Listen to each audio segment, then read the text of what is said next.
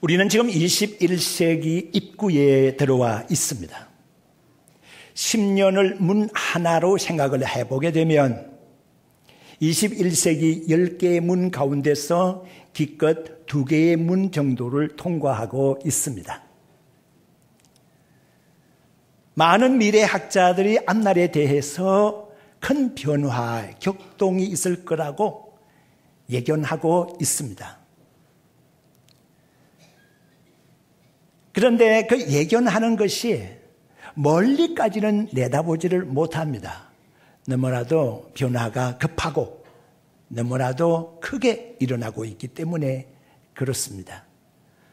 앞으로 21세기의 중간을 살아가게 될 우리의 자녀손들의 삶은 어떠할까 하는 것에 대한 의구심 내지는 염려 또는 기대가 없지 않아 있습니다. 특히 한반도를 중심으로 해서 펼쳐지는 세계사회는 크게 격동 내지는 혁명의 역사가 일어날 것으로 생각이 됩니다. 지금까지 우리가 배워왔고 알고 있는 역사에 큰 전환점이 이루어지고 있습니다. 지금까지 우리가 배워왔던 교육에 있어서도 큰 방법론의 변화가 이루어지고 있습니다. 사상과 이념의 체계가, 법의 체계가 송두리째 변화되는 그런 모습을 지금 우리는 지켜보고 있습니다. 준비하지 않으면 가만히 그대로 있다가는 앞으로 우리가 어떤 일을 당할는지, 우리 앞에 어떤 일이 전개가 될는지 전혀 알 수 없는 시대가 다가오고 있습니다. 우려 반, 기대 반입니다. 긍정적인 측면도 있고 부정적인 측면도 있습니다. 부디 우리는 긍정적인 일들이 많이 있기를 바랍니다. 그리고 그것을 소망하고 기도하고 있습니다. 아무런 준비가 되어 있지 않고 아무런 대책이 되어 있지 않은 상황에서 어떤 변화를 맞게 되면 어찌할 바를 모를 수가 있습니다. 당황할 수가 있습니다. 믿음의 사람들에 대하여 기록하고 있는 히브리 11장의 말씀을 보게 되면 11장 7절에 노아에 대하여 이렇게 기록한 곳을 찾아볼 수가 있습니다. 노아는 보이지 않는 것에 대하여 경고하심을 받아 경외함으로 방주를 준비하였으며 이로써 집을 구원하고 세상을 정죄하고 믿음의 사람들에 대한 의의 상속자가 되었다고 기록이 되어 있습니다. 노아는 준비를 잘 했다고 했습니다. 그로 말미암아서 의에 대한 상속자가 되었다는 말입니다. 우리는 어떻게 살아야 되겠습니까? 좋은 준비를 잘하게 되면 의로운 상속자가 될 수가 있습니다. 앞으로 일어나는 세대는 우리의 후세대입니다. 후세대에 대하여 우리는 조상격이 되겠죠. 그렇다고 하면 선진조상으로서 후대에게 우리는 의로움의 상속자가 되어야 되지 않겠나. 준비하는 자에게 이런 축복이 있으리라고 믿습니다. 우리 자녀들 교육함에 있어서 과거에는 그렇게 힘들지 않았습니다. 말로서 충분하게 교육할 수 있었습니다. 부모의 권위를 가지고서 충분히 교육할 수가 있었습니다. 물자가 그렇게 넉넉하지를 못했고 인터넷이 그렇게 보급이 되지 않았었기 때문에 정보가 늦었기 때문에 말로서 그리고 부모의 권위로서 충분히 자녀들을 교육할 수 있었습니다. 그런데 지금은 다른 시대 속에 자녀들이 살아가고 있습니다.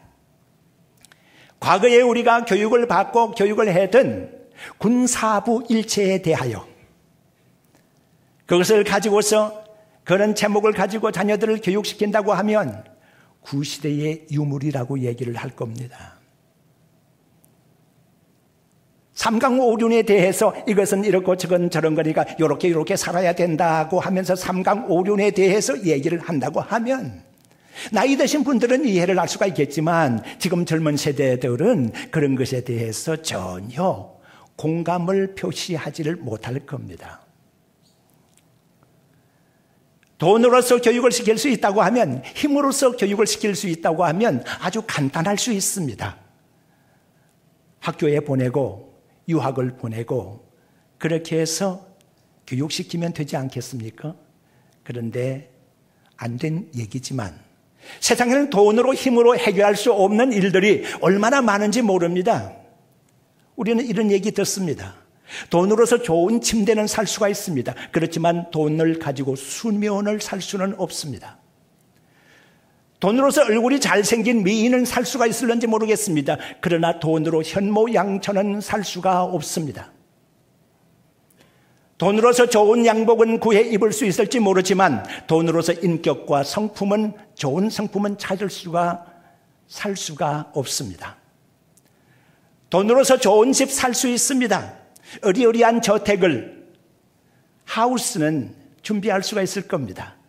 그러나 돈으로서 행복한 가정, 홈은 살 수가 없습니다.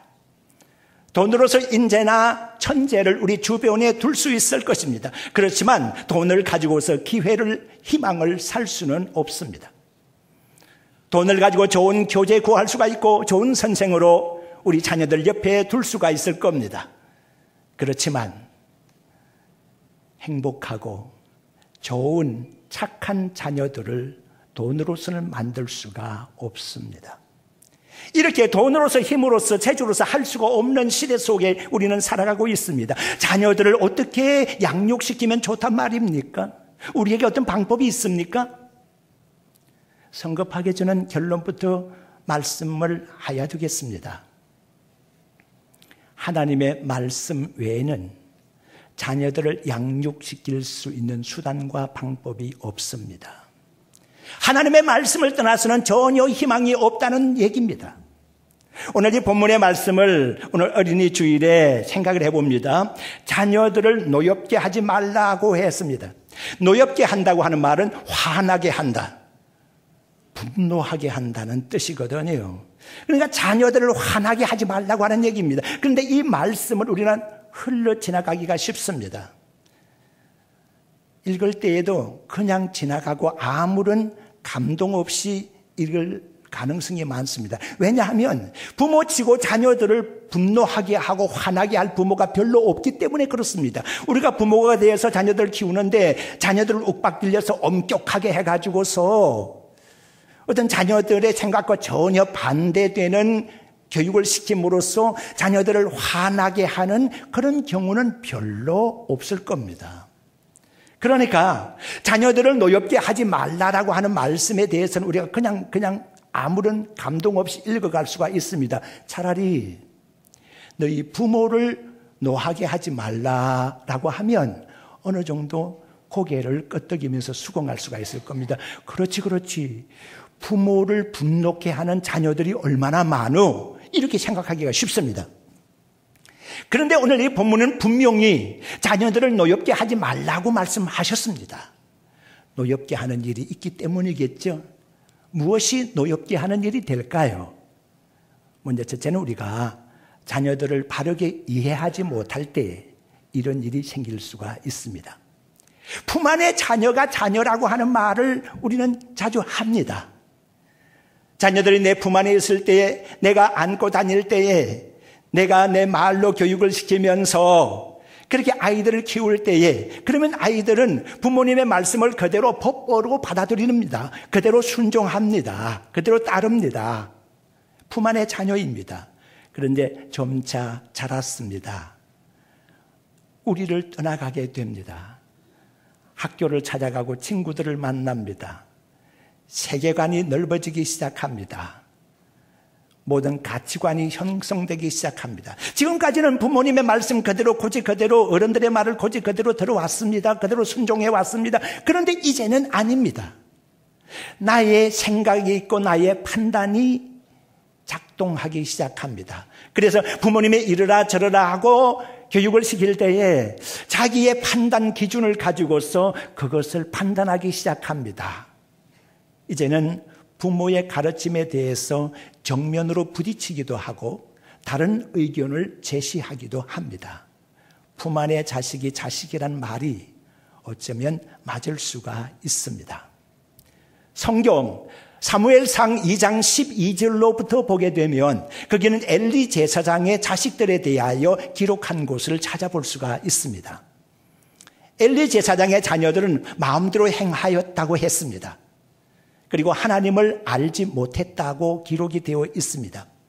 제사장의 자녀들이 하나님을 알지 못했다고 하는 말을 이해할 수가 있겠습니까? 어떻게 이해할 수가 있겠습니까? 제사장의 자녀들이 하나님께 바쳐드리는 제물에 대하여 자기들이 먼저 취했다고 하면, 좋은 고기 부위를 자기들이 먼저 취해서 먹었다고 하면 그게 이해가 되겠습니까? 하나님께서 맛보시기도 전에 말입니다. 해망문에서 수종 들고 있는 여인들과 동침했다고 하는 얘기가 또 성서에 기록이 되어 있습니다. 이 모든 사건들에 대하여 엘리 제사장은 아버지로서 까마득하게 모르고 있었습니다. 성서에 기록된 상황을 보게 되면 사람들이 주변에서 수건수건 하는 소리를 듣고서야 알게 됐습니다. 그리하여 자녀들을 불렀습니다. 내 귀에 이런 말이 들려오는데 이게 어떻게 된 거냐고 묻고 있습니다. 어떻게 된 겁니까? 아마 그때 당시에 미투 운동이 일어난 거 아니겠나 하는 생각을 하게 됩니다. 그제서야 알게 되었다는 얘기입니다. 엘리 제사장은 생각했습니다. 자기가 제사장이니까, 그리고 자식들은 제사장의 자식들이니까 제사장이 하는 모습을 그대로 자식들도 배우고 듣고 그대로 따라하겠거니라고 생각을 했습니다.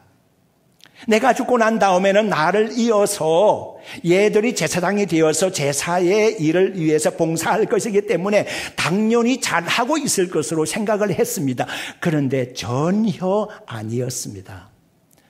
자녀들이 부모의 가르침을 떠나 있었습니다. 자녀들을 잘 몰랐습니다. 오늘날 부모들도 신앙생활 하면서 이렇게 자녀들을 놓칠 수가 있습니다. 부모들은 교회에 충성합니다. 열심히 다닙니다. 중직자들입니다. 그래서 자녀들을 엄격하게 교육시켜 왔습니다. 그런데 이게 웬일입니까? 어느 날 자녀들이 곁길로 가는 것을 뒤늦게서 파악을 했습니다.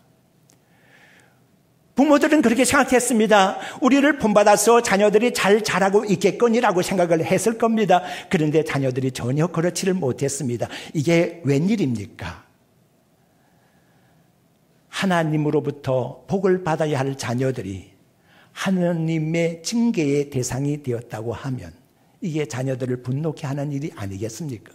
또 한 가지는 오늘날 많은 부모들이 자녀들을 자기 소유물로 생각하고 있다는 사실입니다. 그러니까 부모의 입장에서는 자기들이 자식 가질 계획을 가졌고 자식을 자기들이 힘써서 낳았고 자기들이 힘써서 키워서 양육을 했으니까 어떻습니까? 자녀들이 나의 소유가 아닌가라고 생각하기가 쉽습니다. 그런데 그게 아닙니다. 성서는 그렇게 말하고 있지 않습니다. 너가 낳았으니까, 너가 계획했으니까 네 자식이다, 네 새끼다 이렇게 말하지 않습니다. 성경이 말씀을 어떻게 하고 있습니까? 시편 127편 3절의 말씀 보게 되면 자녀는 하나님의 주신 기업이라고 했습니다. 그리고 태의 열매는 그의 상급이라고 했습니다. 하나님의 기업이라는 사실입니다. 하나님의 것입니다. 하나님의 새끼요, 하나님의 자식이지 어째 내 새끼가 되고 내 자식이 되는 겁니까? 절대 그렇지가 않습니다. 하나님의 자녀에 대한 양육의 권리, 양아버지와 같은, 양부모와 같은 그 권리를 우리가 가지고 있단 말입니다. 하나님의 말씀과 뜻에 따라서 키울 권리, 의무, 이것이 우리에게 주어져 있단 말입니다. 우리의 소유는 아닙니다. 소유권은 하나님에 있는 겁니다. 이것을 바르게 이해하지 못하고 있기 때문에 오늘날 자녀들을 노엽게 하는 경우가 많이 생긴다는 겁니다. 그리고 동시에 하나님께서 하시는 말씀은 주의 교훈과 훈계로 양육하라 그렇게 말씀하였습니다. 양육과 구별될 수 있는 단어가 하나 있습니다. 그것은 사육한다고 하는 단어입니다. 사육은 짐승에 해당하는 단어이겠죠. 먹는 것만 주고 본성에 맞게 본능적으로 키울 수 있으면 그것은 사육에 해당한다고 볼 수가 있습니다. 뭔가 사람이 의도한 바가 있어서 사람의 행실과 사람의 습관을 가르쳐서 사람처럼 그리고 자기처럼 닮아서의 키운다고 하면 그것은 양육에 해당할 수가 있겠죠. 사람은 먹이만 주어 가지고서는 본성에 따라가시고서는 사람이 될 수가 없습니다. 교육론자들은 말합니다. 사람은 교육을 받아야만이 사람이 될 수 있는 유일한 존재이라고요. 소가 소 교육을 받아서 소가 되는 것이 아닙니다. 개가 개 교육을 받아서 개가 되는 것이 아닙니다. 사람은 사람의 교육을 받지 않으면 사람이 될 수가 없어서 사람 교육을 받지 않으면 개가 될 수도 있고 사자가 될 수도 있다는 말입니다. 예수님께서 시험을 당하셨던 첫 번째 시험, 돌이 떡이 되게 하라고 하는 시험을 당하셨을 때에 예수님께서 마태복음 4장 4절에 이렇게 말씀하십니다. 사람이 떡으로만 살 것이 아니요 하나님의 입으로 나오는 모든 말씀으로 살 것이니라. 우리 예수님의 마태복음 4장 4절의 이 말씀은 신명기 8장 3절에 기록되어 있는 말씀을 그대로 인용하고 있습니다. 하나님의 말씀을 먹은 우리 예수님께서는 하나님의 말씀으로 대답을 하신 것이죠.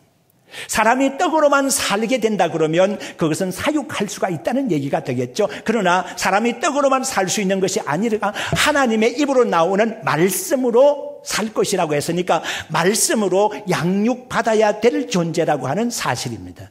이걸 우리는 알아야 합니다. 오늘날 많은 사람들은 특히 부모의 입장에서 부모의 가치관에 따라서 자녀들을 교육시킬 때가 있습니다. 돈을 최고의 가치로, 부귀를 최고의 가치로 생각하는 사람들, 주로 기업가에 총수되는 사람들의 경우를 보게 되면 물론 믿음의 사람들은 제외되겠지만은 그런 가치관을 가지고 있는 사람들은 자녀들을 그렇게 교육을 시킵니다. 돈을 많이 벌 수 있는 기업가의 대를 이어갈 수 있는 사람들, 거기에서 부족하게 되는 면이 무엇입니까? 인간다움의 교육, 인격의 교육, 인품의 교육이 필요하다는 얘기인데 그게 부족하다는 얘기입니다. 성경은 무엇이라고 말합니까? 모든 성경은 하나님의 감동으로 된 것으로 교훈과 책망과 바르게 함과 의로 교육하기에 유익하다라고 이렇게 말씀이 디모데후서 3장 16절에 기록이 되어 있습니다. 하나님의 말씀을 떠나서는 바르게 교육시킬 바가 방법이 없다는 얘기죠. 서양 사람들은 황당한 일을 당하거나 어려운 일을 당하거나 어처구니 없는 일을 당하게 되면 오 마이 갓 이렇게 얘기합니다. 오 마이 갓. 오늘날 우리나라의 젊은이들도 자주 그런 표현을 합니다. 손을 이렇게 하면서 서양 사람처럼 그렇게 표현을 하기도 하죠. 그런데 저는 생각해 봤습니다. 오 마이 갓. 이 말을 처음 사용했던 사람은 전혀 그런 의도로 사용하지는 않았습니다. 우리가 지금 현재로 입에 올려진 말로 그냥 쉽게 할 수 있는 습관화된 말로 오마이갓이라고 하는 말을 그냥 생각 없이 내뱉고 있습니다만은 처음에 이 말을 사용했을 때에는 정말 힘들고 어렵기 때문에 이 문제를 해결하실 일은 주님밖에 없습니다. 오마이갓, 오 하나님 나를 좀 도와주십시오 하는 뜻이 아니었겠습니까? 그런데 지금은 너무 쉽게 이런 말을 하고 있단 말입니다. 이것이 이렇게 가다가는 신앙적인 교육에 맹점이 생길 수가 있습니다. 아, 하나님을 그렇게도 활용할 수가 있겠구나라고 하는 거 말입니다. 삼가 우리는 조심해야 합니다. 속된 말 한마디 해볼까요? 사람은 먹은 대로 싼다 그랬습니다. 무엇을 먹었는지 그 싼 것을 보면 안다는 얘기지요. 어린 아기들 키우는 엄마는 그렇습니다. 적어도 아기들의 변에 대해서는 그냥 그대로 놓치지 않습니다. 보면서 색깔이 어떤가, 안에 뭐가 들었는가, 먹은 것을 싸니까요. 그렇습니다. 안에 속의 상태가 어떤가 하는 것도 배설물을 보면 어느 정도 짐작이 갈 수가 있는 부분이 있거든요. 자녀들이 무엇을 어떻게 지금 행동하고 말하고 있는가 하는 것은 과거에 무엇을 먹었는가에 따라서 결정될 수가 있다는 얘기입니다. 그래서 어머니의 무릎에 앉아서 배웠던 그 교육이 아주 중요하더라는 거예요.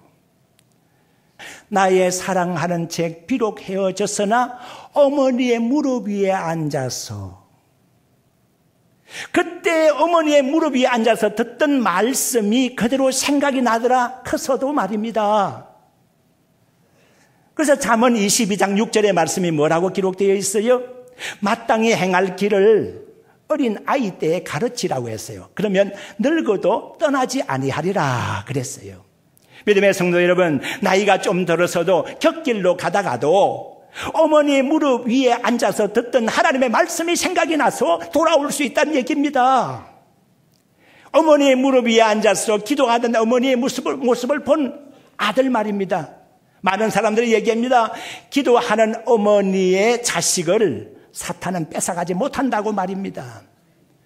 기도하는 어머니, 찬송하는 어머니, 감사하는 어머니, 긍정적인 시각으로 모든 것을 해석하고 바라보는 어머니의 모습.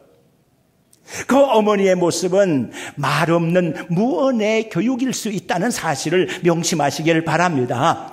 어린 아이들이 먹은 대로 배설하는 것이거든요. 그렇습니다. 그러므로 우리는 자녀들을 키울 때에 여기에 맞추어서 키워야 된다는 얘기입니다.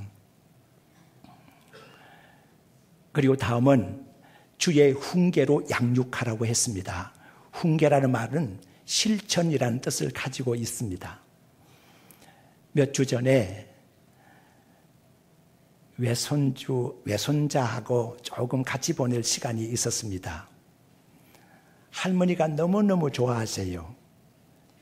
딸의 자식이니까 너무너무 좋아하는 것 같아요. 근데 왜 할머니가 이렇게 앞서서 걸어가다가 허리가 아프니까 허리에다가 손을 얹었어요. 그랬더니 뒤따라가던 외손자가 할머니의 모습을 보고 자기도 뒷짐을 지는 거예요.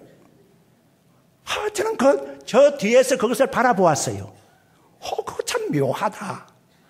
그래서 제가 애기 있는데 옆에 가가지고 해봤어요. 그랬더니 자기도 따라서 하더라고. 야, 이거 바로 그것이구나 하는 거예요. 자식은 아버지의 등을 보고 자란다는 말이 있습니다. 나의 뒤에서 나의 자녀들이 나를 지켜보고 있다는 사실을 명심하십시오. 부모의 본을 자식들이 따른다는 얘기입니다. 어떤 딸을 아들이 자기 짝으로 삼으려고 합니까? 그럴 때 부모는 누구를 살펴봐야 될까요? 그 딸의 어머니를 보면 압니다. 어머니의 모습이 그대로 딸에게 나타나기 때문입니다. 어머니가 단순하게 자식을 낳고만 말겠습니까? 그 자식을 키우는데 자기의 모습으로 키우는 겁니다. 그러니까 딸의 모습 속에는 어머니의 모습이 그대로 나타나니까 딸을 보기 전에 어머니의 모습을 보면 알거든. 욕쟁이 어머니는 욕쟁이 딸을 낳는 거예요. 그렇게 키우는 거예요. 우울증에 잡혀서의 부모님은 그 딸도 우울증에 잡힐 가능성이 70-80%는 넘는다고 말입니다. 조심하셔야 됩니다. 삼가 조심하셔야 됩니다. 디모데후서 1장 5절의 말씀을 보게 되면 바울 사도는 디모데의 거짓 없는 믿음을 칭찬하고 있습니다. 그러면서 그 믿음이 어느 날 갑자기 디모데에게서 생긴 것이 아니라 내 외조모 로이스와 내 어머니 유닉의 속에도 있더니 그렇게 기록되어 있습니다. 그러니까 외조모의 신앙이 어머니에게로, 어머니의 신앙이 그대로 디모데에게로 유전이 되었다는 얘기죠.